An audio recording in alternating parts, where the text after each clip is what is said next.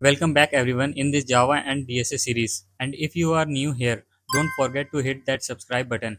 So without any delay, let's begin the video. Hi everyone, welcome back. In the last video, we learned how to calculate the area of a circle. Now in this video, we are going to learn something very interesting. Type conversion and typecasting in Java. First, let's understand what these two terms are. Type conversion means Java automatically convert one data type into another. This is also called implicitly typecasting because Java does it automatically when you move from a smaller data type to a bigger data type. If we have an int and we store it in a double, Java converts it automatically. For example, this is the code.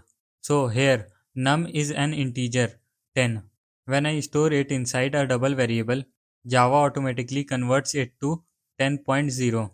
No error, no warning comes in the output. That is because double is a bigger data type than int. To understand it better, let's take a real life example. Think of it like pouring a glass of water into a bucket. The bucket can easily hold it because it has more space. That's how Java automatically converts smaller data into a bigger types. Now let's talk about typecasting. This is when we manually converts one type into another, also called narrowing conversion, because here we are moving from a bigger type to a smaller one. Here is the example code.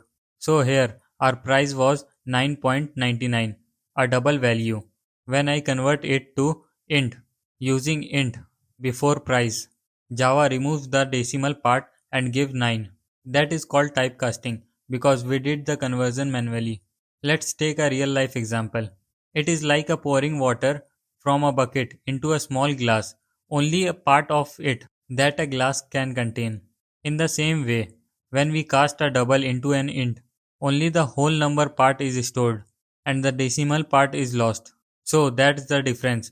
Type conversion happens automatically, typecasting happens manually. In the next video, we will learn how does Java code run. So make sure to watch it. And if you like the video, make sure to subscribe to my channel and share with your friends who wants to learn Java.